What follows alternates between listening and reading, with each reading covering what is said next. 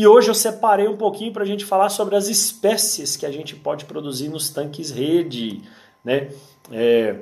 Vou passar para vocês aqui um pouco de cada espécie, das mais produzidas, tá certo? Das mais produzidas hoje, as que são produzidas comercialmente em tanques rede, eu vou falar um pouquinho delas aqui hoje para você. Vamos dizer que a gente está fazendo uma sequência, né? Hoje está chegando os nossos peixes tal, e a gente vai escolher os peixes que a gente pode trabalhar, tá certo? Começando então por quem? Não posso começar com outra espécie que não seja a mais produzida no Brasil, né? Sou apaixonado por todas as espécies de peixe, adoro, né? Essa daqui eu sou completamente apaixonado, falo muito da tilápia. Hoje eu não produzo tilápia, já produzi tilápia quando eu trabalhava com tanques rede, né? Como eu saí, eu mudei do local onde eu morava, não tinha mais como manter a produção lá, eu saí, hoje eu produzo peixes em viveiros escavados, né?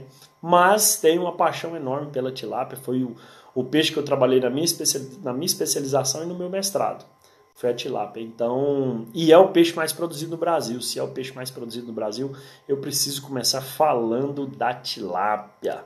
Praticamente 60% da produção nacional é a tilápia, né? Vem da tilápia. Um peixe que o mercado quer, um peixe que a indústria quer, tá certo? Então vamos lá um pouquinho. A tilápia, né, ela é originária do continente africano, né? Eu acredito que a maioria de vocês saibam que a tilápia vem do continente africano. No nome científico da tilápia tem exatamente de onde que essa bichinha veio, né? Oreochromis niloticus, ela veio lá do rio Nilo.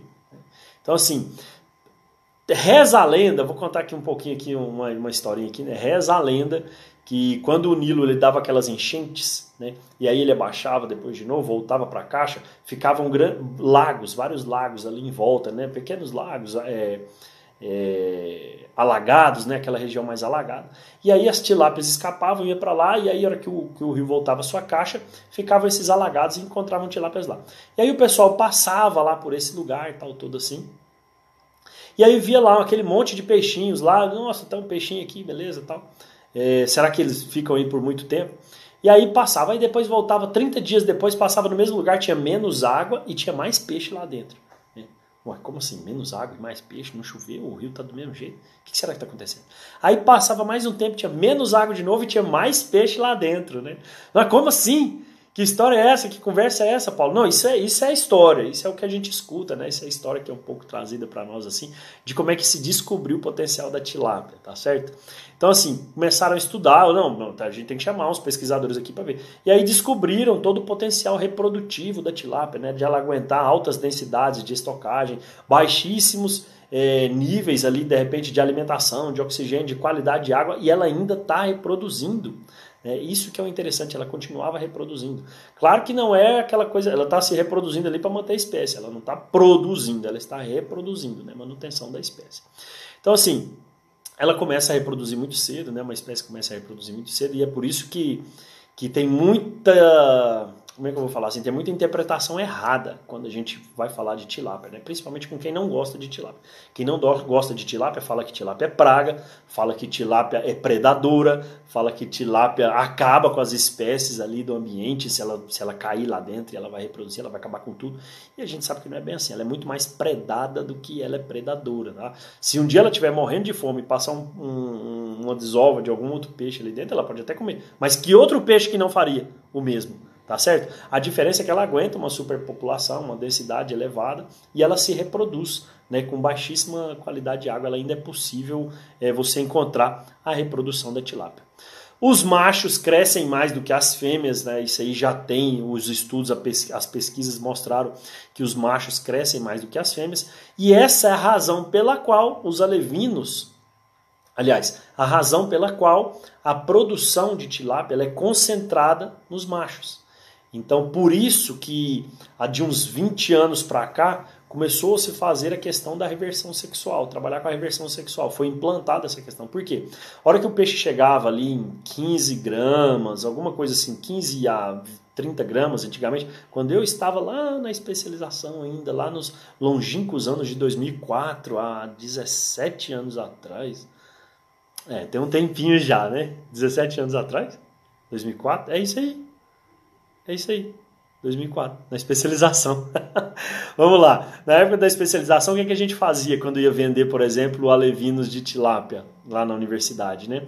A gente fazia a sexagem. Então eu pegava os alevinos aqui na mão, né, os juvenis na mão, e aí a gente olhava a papila urogenital e separava. Esse é macho, esse é fêmea, esse é macho, esse é fêmea. E aí a gente separava nos tanques, fazia essa separação. Mas imagina fazer uma separação dessa para 10 mil, 100 mil, 1 milhão de alevinos, 1 milhão de juvenis. Era inviável, né? E você tinha que ter muitas pessoas, questão de acerto ou erro, às vezes passava alguma assim e tal, não conseguia identificar perfeitamente. Mas a gente fazia isso aí. Então, de uns 15, 20 anos assim, começou a fazer o quê? As pesquisas, né, o melhoramento foi trazendo essas novas tecnologias para fazer, para sair dessa separação manual, dessa sexagem manual, e aí através da técnica da reversão sexual, você obter resultados aí de pelo menos 98 a 99% de machos, né? Através de um processo que acontece após a reprodução. E aí, enquanto a tilápia ela não tem o dimorfismo sexual, que são nos primeiros 30 dias após a eclosão, após ela eclodir, enquanto ela está terminando de se alimentar do saco vitelínico, entra-se, né, com o processo todo de reversão sexual para que a gente possa obter pelo menos aí de 98 a 99% de machos, de indivíduos masculinos ali naqueles lotes, né? Os melhores laboratórios do Brasil e do mundo hoje trabalham com essa faixa de 98, 99%, 99 até 0,9%. Pela facilidade da tilápia em reproduzir, alguns laboratórios ou alguns aventureiros que vão trabalhar com a tilápia, eles têm aí taxas de reversão de 82, 86, no máximo 87. Tá? E isso é ruim. Isso aí por que é ruim? Porque o que eu falei? Que o macho ele desenvolve muito mais do que a fêmea. Se o macho desenvolve muito mais do que a fêmea, e eu tenho no meio de 100 animais 13 fêmeas, eu vou ter uma desuniformidade do meu lote. E isso me prejudica no momento que eu estiver fazendo a venda. Né? O seu comprador, o mercado consumidor, ele quer o lote mais homogêneo possível. Se você tem aí taxas acima de 10, de 15, de 20% de desuniformidade, não vai ser legal. Não vai ser legal. E até para você manter isso aí durante a produção também não é muito fácil. Tá? São peixes que são resistentes à doença. Ah, mas é resistente à doença? Você está falando que é resistente à doença? Quantas vezes eu já ouvi falar que a bactéria matou não sei quantos peixes na produção de tilápia, matou 100%? Pá, mas aí entra inúmeros fatores que aconteceram antes daquela bactéria entrar no peixe. Tá certo? Antes daquele patógeno entrar no peixe, tem todo um histórico que leva você chegar lá para poder acontecer a mortandade dos peixes. Mas é um peixe que ele é mais resistente, sim. Aguenta elevada densidade de estocagem, resiste a baixos teores de oxigênio, lembrando que o ideal é pelo menos acima de 4 mg por litro, mas a tilápia ela aguenta até menos do que isso aí. E ela tem um alto desempenho, né? Uma rusticidade interessante, um alto desempenho. Nesse sistema de produção, especificamente falando, que é o sistema intensivo, a estrutura é o tanque-rede, a gente tem resultados incríveis com tilápia. Né? Essa grande produção de tilápia, esse fato da tilápia ser o peixe mais produzido do Brasil, vem muito dessa produção de peixes em tanques-rede aqui no Brasil. Né? Outra vantagem da tilápia, alevinos produzidos durante o ano todo. São peixes que desovam o ano todo. Você consegue a reprodução de tilápia. Se você faz a coleta dos ovos na boca da fêmea, né, e retira, e já dá a condição dela se alimentar e se preparar novamente para a reprodução, a tilápia ela pode reproduzir a cada 20, 25 dias, 30 dias. Né? Então, pelo menos uma desova por mês você vai ter, às vezes até duas, tá? De repente, dependendo do manejo que você fizer. Tem boa característica nutricional. Hoje mesmo eu estava na consulta do meu filho, ele fez 6 meses na segunda-feira, e hoje foi a consulta de 6 meses dele. E aí o médico hoje, né, na adaptação alimentar dele lá, na inserção no alimentar. O que o médico falou hoje para colocar na comida dele? Hoje, de peixe. Qual foi o exemplo de peixe que ele deu? Filé de tilápia. Né? Então, assim, a gente não está falando de qualquer peixe. A gente está falando de um peixe que entra numa inserção alimentar de um bebê de 6 meses, que aconteceu comigo hoje. Estou trazendo a experiência aqui de hoje para vocês. Ele falou assim, ó, o peixe tem que ser fresco. De preferência, filé de tilápia. Né? Então, assim, a característica nutricional dele é espetacular. É um peixe para fazer inserção alimentar. É um peixe que tem baixíssimas condições de causar, talvez, alergias. Né? Então, são muitas vantagens que a gente vê nesse trabalho com a tilápia. E além do que, no filé da tilápia, a gente tem a ausência daquela espinha intramuscular, né? Aquelas espinhas intramusculares e baixíssimo teor de gordura, né? O que facilita muito também na questão do processamento do peixe, tá certo? A questão nutricional dela é altíssima. Quando a gente pega os alevinos, né, a densidade recomendada para a gente fazer uma engorda, vamos imaginar que a gente está pegando aí os juvenis, né, para a gente poder fazer uma engorda. E aí tem uma coisa que a gente debate bastante na piscicultura, né? A gente vai falar de densidade de estocagem aqui. Eu vou falar, vai ter hora de eu falar quilos por metro cúbico e peixes por metro cúbico. Quem tem que saber isso aí perfeitamente, somos nós, os técnicos. Quando que é quilo, quando que é peixe por metro cúbico. Por quê? Porque o produtor, em geral, e eu falo a verdade para você, 95% dos produtores que eu visito, eles vão perguntar quantos peixes que eu coloco lá dentro. Por mais que você explique, olha, se você colocar o peixe, você vai tirar ele com 2 quilos, então você vai estar trabalhando, de repente, com 100 quilos por metro cúbico. E aí você vai colocar o peixe com 2 quilos, vai tirar o peixe com 2 quilos, você está trabalhando na densidade X. Não, mas eu não quero saber em quantos quilos eu vou tirar, eu quero saber quanto tempo que esse peixe vai sair de lá, quantos quilos ele vai sair, beleza, mas eu quero saber quantos peixes que eu coloco. Então, assim, a gente não precisa entrar nessa discussão aqui hoje, tá certo? Eu estou passando essa informação para vocês aqui, que é uma informação que eu trago da prática, né? Dessa prática aí de mais de 15 anos aí de experiência. Produtores, muito dificilmente, 5% dos produtores, eles, pelo menos dos que eu atendo, vamos ser mais justos então assim, então, né? De repente você tem outra experiência em outras regiões. As regiões que eu já atendi e os produtores que eu já conversei nesses 15 anos, não tive um que me perguntou quantos quilos que eu colocaria por metro cúbico para tanque rede. E sim quantos peixes eu colocaria dentro daquele tanque. Essa foi sempre a pergunta que eu ouvi. Mas eu passo aqui para vocês sim das duas formas. Então, por exemplo, para tilápia, na densidade final de estocagem, a gente trabalha aí mais ou menos 70 quilos por metro cúbico. Paulo, isso em peixes é quanto? Considerando que a gente tira hoje a tilápia com 1 quilo, então é só fazer a conta. Se eu estou trabalhando com 70 quilos por metro cúbico e eu vou tirar ela com 1 quilo, eu estou trabalhando com 70 peixes por metro cúbico. A conta é fácil quando a gente faz com tilápia. Quando a gente faz com outras espécies de peixe, como eu vou mostrar aqui para vocês, aí a gente vai ter que fazer conta mais um pouquinho, mas eu mostro aqui, não tem erro não. E fica tranquilo em relação a isso. Você passando, o objetivo é você chegar lá no final, tá? E ter sua produção homogênea, ter o seu objetivo atingido, o peixe ter passado uma conversão alimentar espetacular, ter atingido o peso de abate, ser homogêneo e você fazer a sua comercialização. Então, a discussão, de repente, se a gente fizer aqui, mas é aquilo, mas é peixe, mas é indivíduo, mas é isso, mas é aquilo, às vezes a gente perde um tempo precioso de planejamento, de desenvolvimento, e que lá no final ele poderia dar um resultado bem melhor. Mas a gente não está fugindo desse debate. Eu só estou falando que a gente tem que produzir, né? Vamos lá. Então falei aqui essa questão, né? A produção, assim, os tanques, o tamanho dos tanques vai variar. A gente já falou de vários tamanhos de tanques aqui. Ração que é trabalhada. Então a gente vai começar com as rações iniciais. Elas vão ser sempre com teores de proteína bruta maiores, 45, 50, 55, né? E aí vai diminuindo o teor de proteína bruta aí durante o tempo, até a gente finalizar lá com 32, ou às vezes faltando aí uma semana para você fazer a despesca e o processamento, você vai trabalhar com uma ração 28, talvez fortificada, né? Depende, tudo vai depender mesmo da maneira que você estiver trabalhando, de todos os fatores que a gente já colocou aqui. Bom, passando agora para peixes redondos, né? Para eu aproveitar o tempo nosso aqui, eu vou falar nesse geral de peixes redondos. E aí você que está me acompanhando, às vezes acredita até que a maioria já saiba quais são os peixes redondos, que tem aquele formato mais ovalado, né? Um tambaqui. Os puros são o tambaqui, o pacu e a pirapitinga, né? Que a gente conhece como caranha. E os híbridos desses peixes, que os principais são o tambacu, a tambatinga e a patinga, tá certo? Então, fazendo um geralzão deles aqui, sabendo que hoje no Brasil o principal é o tambaqui, é o que capitaneia a produção de peixes nativos no Brasil, muito pela sua produção maravilhosa realizada lá na região norte, tá certo?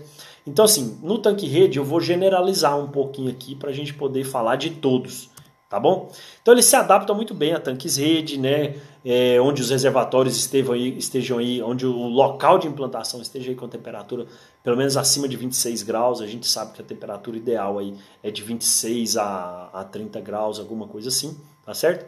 Então a gente faz o quê? Principalmente a gente começa o ideal, né? E eu gosto muito de fazer isso para tilápia também, tá? Vou até falar um pouquinho aqui para vocês, vou deixar para falar mais lá para frente. Eu gosto de fazer a minha recria no viveiro escavado, tá? Porque eu acho que eu ganho tempo no viveiro escavado, eu acho que eu consigo melhorar minha conversão alimentar lá. Eu acho não, eu faço, né? A verdade é que eu faço isso lá dentro, através de inúmeras técnicas que a gente aplica enquanto está fazendo isso aí lá. Depois a gente faz toda a adaptação para tanque-rede, aquela coisa toda, porque na minha opinião, a produção em tanques-rede, ela vai muito bem quando a gente faz ali da engorda para terminação, ali para frente, né? É possível fazer uma recria em tanque-rede? Completamente possível, é completamente possível. Só que eu acredito, né, que se a gente consegue fazer no viveiro escavado, a gente tem ganhos maiores. Isso por experiência prática, por ter feito assim. E já ter feito das duas formas também. Mas é completamente possível fazer a recria dentro do tanque-rede. Você pegar os micro-alevinos, colocar dentro de bolsão, de berçário, né, fazer ele, trabalhar ele ali com até uns 60 dias, ele vira um juvenil, que ele já não passa na tela de fora do seu tanque-rede, e aí você faz, ele já cai direto na engorda, na terminação, tá certo? Então assim, ó, faz isso também com peixes nativos, né, com os peixes redondos que a gente está falando aqui, leva eles aí até uns 30 gramas, hora que ele já não passa na tela do tanque-rede, e aí ele entra no tanque-rede para fazer a engorda e a terminação. Né? Existem várias densidades de estocagem. Lembra que eu falei quando a gente estava falando de tanque-rede, a gente está saindo ali de 20 até 150 quilos por metro cúbico. Isso é possível você ter. Depende muito da espécie, depende muito do tamanho do seu tanque, depende muito do seu corpo hídrico, depende muito da qualidade do alevino, depende muito da ração que você está utilizando e depende muito da assistência técnica que você tem na sua produção, tá certo? Então assim, tambaqui, a gente já ouviu falar de quê? De 20 a 70 peixes por metro cúbico. Por quê? Porque vai tirar ele lá na frente com 1 quilo, 2 quilos, então vai variar de acordo com o seu mercado consumidor. Se ele vai sair com 2 quilos, diminui. Se ele vai sair com 1 quilo, aumenta a densidade de estocagem, né? Vamos trabalhar de forma a gente otimizar a nossa estrutura. A gente vai ter um peixe que desenvolve maravilhosamente bem, né, dentro de um tanque-rede, mas a gente respeita as densidades de estocagem de acordo com o peso final de abate. Isso é importantíssimo, né? Porque aqui a conta ela já é mais diferente, né? A tilápia, em média, no país, ela sai com 1 quilo. Entre 900 e 1,1 kg, a média é 1 quilo. Já os peixes redondos, por exemplo, na região centro-oeste, de 1 quilo a 1,5 kg. Na região norte, é 3 quilos. Né? Região sudeste, 2 quilos. Então por aí vai variando. Então se eu não posso falar que a minha densidade aqui é de 70 peixes, eu não posso jamais falar que a minha é de 70 peixes. Então eu trabalho de 20 a 70, né, trabalhando aí nessa faixa aí de quilos, alguma coisa, por metro cúbico, tá certo? Então essa é a preocupação que a gente tem que ter, isso que a gente tem que ter na hora que estiver montando. Tem que saber qual é o seu peso de abate. Isso já tem que estar no seu planejamento. Veja só, você não começa nada sem ter feito o planejamento antes. Ah, já comecei, o que eu faço? Então vamos ver o que a gente consegue melhorar daqui para frente, tá certo? Vamos ver lá aqui, densidades aí de outros peixes redondos que a gente tem por experiência de ver trabalhando, é o quê? De 50 a 80 peixes por metro cúbico, dependendo muito do peso de abate final também, para a gente saber quantos quilos por metro cúbico a gente vai estar trabalhando, tá certo? Para a gente definir certinho essa questão de quilos por metro cúbico. Vamos seguindo aqui. Matrinchã, quem gosta de matrinchã? Eu adoro a matrinchã. E já vi uns trabalhos muito bacanas com matrinchã em tanque-rede também. Peixe nativo da bacia amazônica, né? A gente tem várias características favoráveis para a criação em tanques-rede. Por quê? Porque eles têm um rápido crescimento, principalmente até nessa fase de juvenil. E eles aceitam muito bem a ração extrusada também. A gente sabe que a matrinchã ela tem um canibalismo muito elevado nas fases iniciais, nas fases larvais. Elas têm um canibalismo muito elevado. Mas depois que passam dessa fase, ele dá um desenvolvimento espetacular. A gente tem algumas informações da região norte, né? Que o pessoal utiliza umas gaiolas até maiores, né, assim, de repente, uma gaiola aí de 4x4, de 6x6, que a gente está trabalhando aí, levando o peixe até 1 quilo, levando a matrinchã até 1 quilo, então você está trabalhando aí alguma coisa assim, trabalhando no tanque-rede com malha 20, tá certo? E aí pode fazer a recria dentro de berçários nos tanques, ou faz no viveiro escavado também, né? Respeitando aí as densidades de estocagem. A gente vai trabalhar aí com aproximadamente 60 dias para matrinchã também. É uma média, né? É uma média você fazer essa recria aí de 30 a 45 dias até 60 dias, de acordo com a espécie, de acordo com o que você faz, todo o seu manejo alimentar, que é importantíssimo para poder atender isso aí, densidade de estocagem, enfim, ração que você está utilizando, né? E como é que você está acompanhando essa produção. Normalmente nessa primeira fase, a gente trabalha aí com 4, 5, até 6 refeições diárias. Depois a gente vai diminuindo, tá certo? Então na matrinchã, o que tem trabalhado? Em torno aí de 40 quilos por metro cúbico de densidade final. Ah, mas é muito pouco, Paulo, né? Não, olha, a gente tem que respeitar os limites de cada espécie. Se os estudos estão passando para a gente, se a experiência prática está mostrando para a gente que o que a gente tem que trabalhar está bem nessa faixa aí de 40 quilos por metro cúbico, por quê? Porque está tirando peixe aí de 1,3 kg até 1,5 kg, mais ou menos. Se a gente dividir então esses 40 por 1,3 kg, 1,4 kg, vai dar o quê? De 20 a 30 peixes por metro cúbico. Então tá vendo a diferença? Se eu estou levando um peixe até 1,5 kg mais ou menos, eu vou reduzir o meu número de peixes por metro cúbico. Se eu vou tirar ele mais cedo com 800 gramas, eu posso aumentar o meu número de peixes por metro cúbico. Mas tudo depende do meu peso de abate, né? Tudo vai depender do meu peso de abate. Por quê? 20 peixes, né, sendo abatidos com 2 quilos, eu tenho 40 quilos de peixe por metro cúbico. E matei a charada, tá certo? Vai depender muito do mercado, né? Isso aí a gente vai falar muitas vezes nisso daqui. Pirarucu. Meu Deus, Paulo, tem como produzir pirarucu em tanque-rede? Tem, a gente já viu muita informação sobre isso daqui também, né? Pirarucu, um dos peixes que a gente tem mais potencial para poder desenvolver, um peixe que eu sou apaixonado. Comecei esse ano a minha produção de pirarucu, né? Eu produzia até então somente o piau-açu e a patinga. E pessoal, como eu tenho recebido informação bacana no Facebook, principalmente, né, de gente querendo entender mais da produção de piau. E pelo menos aqui para nós, em Goiás, na região centro-oeste aqui, parece que não é tão segredo para você desenvolver a produção de piau, né? Porque é um peixe que aproveita muito a qualidade da água, né? O alimento natural disponível ali. Se você respeita a densidade de estocagem, ele vai muito bem nessa produção em viveiros escavados. Para tanques rede, só se for uma tela de inox, porque senão ele detona a sua tela de arame galvanizado revestido com PVC.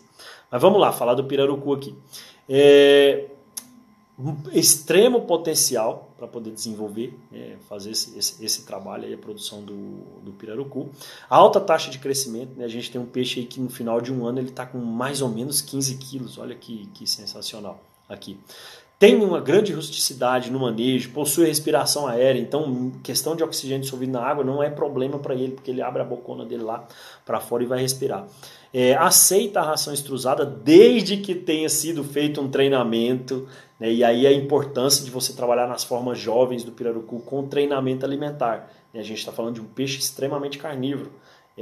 E aí se você faz o treinamento alimentar dele corretamente, a gente consegue ter esse peixe se alimentando de ração dali para frente, ok? Alto rendimento de filé, a gente tem um rendimento de pirarucu aí de aproximadamente 50%. Paulo, mas vem cá, para eu produzir pirarucu em tanque rede, eu não posso colocar um tanque rede pequeno, um de 2x2, um de 3x3, né? O que a gente tem visto é pelo menos um tanque aí de 6x6, daí para cima. Tanques aí acima de 100 metros cúbicos, alguma coisa assim, para poder ter uma segurança maior. Um peixe daquele, né? Imagina o quanto que você vai colocar lá dentro assim, o tanto que aquele peixe cresce, né? A gente sabe que existem algumas correntes que estão abatendo o pirarucu mais cedo, né? Tem um pessoal lá da Amazônia, né? Que já está trazendo o pirarucu aí para fazer o abate para restaurantes gourmet, um pirarucu de até 6 quilos, né? Participo de alguns grupos aí no WhatsApp e o pessoal comenta muito nisso daí. E quero até trazer para a nossa live para poder falar disso aí um dia, né? Essa questão de abater o pirarucu mais cedo, né? Para poder reduzir custo de produção, né? E você oferecer uma carne diferenciada. Porque é uma carne diferenciada, o pirarucu é uma carne diferenciada que tem que ser tratada como tal mesmo, né? Ela tem que ter esse valor agregado, que é um peixe sensacional. Comecei hoje a minha produção. Vamos lá, comecei esse ano a minha produção, né? Vamos lá, então assim, a gente começa o quê? O peixe ele vai chegar lá mais ou menos de 50 a 100 gramas para poder fazer o peixamento no tanque rede, né? E aí a gente vai trabalhar o quê?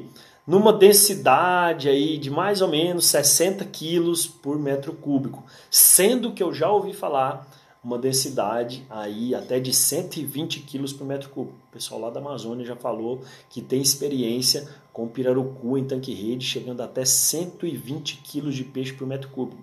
A gente entende, é um peixe que tem a respiração aérea, tudo, mas imagina, olha o potencial desse peixe. Olha que potencial incrível desse peixe, 120 quilos por metro cúbico. Paulo, e se eu for colocar isso aí em peixes por metro cúbico? Em torno de 3 a 5 peixes por metro cúbico, né? A gente está trabalhando aí com um tanque de 60 a 100 metros cúbicos, tá certo? Os surubins, então, né, a gente tem, são os peixes de couro, tem alto valor comercial, não tem a espinha intramuscular. Então, assim, os mais conhecidos são o pintado puro e o caixara puro. Só que o que é ofertado hoje para tanque-rede é justamente o cruzamento.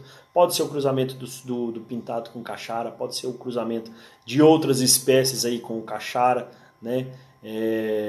Tem o jundiara, tem o pintado real, tem o pintado amazônico, tem o pintado monarca, tem vários nomes para isso daí. A gente vê o pintado real lá do Projeto Pacu com um resultado espetacular para isso daqui também. Trabalhando aí nessa faixa aí de 50 a 75 quilos por metro cúbico, né? A gente trabalhar com peixe de couro, olha que bacana, né? Praticamente o mesmo tanto que você está fazendo com tilápia, você está fazendo com peixe de couro. E às vezes, por falta de conhecimento, o produtor não pensa nisso, que ele podia estar diversificando o trabalho dele, pegando essas outras espécies aí, né? A gente colocando aí 50 peixes por metro cúbico, por exemplo, e tirando eles com 1,5 kg, vou estar trabalhando aí com 75 quilos por metro cúbico. Vai depender do quê? Tamanho dos tanques, fase de criação, quanto mais novo. Se eu for fazer várias fases lá dentro, eu tenho densidades maiores nas fases iniciais e densidades menores nas fases finais, né? Qualidade do alevino, qualidade da ração, qualidade da sua água, enfim, acompanhamento técnico, vai depender de tudo. Depois que eu já passei por todas essas espécies, a gente tem um procedimento básico, é o que? O peixamento. É você chegar e colocar os seus peixes dentro dos seus tanques. Então a gente tem que fazer o quê? Tem que adquirir de alevinos de laboratórios idôneos, né? Laboratórios que são registrados no Ministério da Agricultura, laboratórios que têm licenciamento ambiental, né? Que estão de acordo com a legislação ambiental, seja ela municipal, estadual ou federal. Receber os alevinos é interessante você receber eles pelo menos nos primeiros momentos da manhã, né? O peixe ter feito já a viagem dele, um peixe que vem depurado já, né? Ele vem de barriga vazia mesmo assim. Por quê? Para não ter aquela dificuldade de você trabalhar, receber peixe à noite é a coisa mais horrível do mundo. Você tem uma dificuldade muito grande de identificar se o lote está 100% homogêneo ou não. Você tem que ficar iluminando com lanterna, com cilindrim. É desnecessário você receber peixe à noite, né? Tem que combinar para poder os peixes chegarem durante o dia mesmo, né? Fazer a aclimatação, importantíssimo, né? Se o peixe já vem nas caixas de transporte é mais fácil, faz aquela aclimatação ali com a água do seu corpo hídrico. Se vem sacolas plásticas, né? Tem vários vídeos que eu já postei aqui falando de aclimatação. Você vai igualar a temperatura, você vai igualar os parâmetros físico-químicos da água ali, aquela coisa toda. Lembrando que você tem que ter um cuidado muito grande quando você vai fazer essa aclimatação, porque, por exemplo, se você está lá, o seu saco embalado com seus alevinos fechados, você coloca na água do seu corpo hídrico, onde você vai fazer o peixamento. E de repente aquela água está mais quente do que a água que veio. E aí ela começa a esquentar aquela água que está lá dentro. E se não tiver aberto isso daí, aquela água lá dentro ela começa a ferver. Às vezes fica tão quente que pode matar os seus alevinos. Então fazer essa aclimatação com sacos abertos, né, se você estiver fazendo com sacos. Por exemplo, para tanque-rede é muito comum. Olha, cada saco desse aqui tem 500 peixes, então você vai e coloca 2 sacos em cada tanque daquele lá. E aí o funcionário, ou o servidor, ou o próprio produtor vai lá e coloca, passa até uma fileira de 20 tanques. Ele vai e coloca 2 sacos no primeiro, 2 no segundo, até chegar lá na frente. A hora que ele voltar, para ele abrir o saco do tanque do peixe, né, do alevino que chegou, às vezes o peixe já morreu. Pode acontecer, não estou falando que acontece toda vez não, mas pode acontecer e a gente tem que ficar muito atento a isso também. Se chegar os micro-alevinos, você tem que ver se os seus berçários estão montados perfeitamente, se não está rasgado, se não tem um defeitinho nem nada. Olha antes de colocar os peixes lá dentro, tá certo? Se chegar juvenil, aí você só confere se o comedouro tá beleza, tá bacana, tá do jeito correto. E provavelmente, para você alimentar esses peixes, ou vai ser no final desse dia que eles chegaram, ou somente no outro dia. Ok?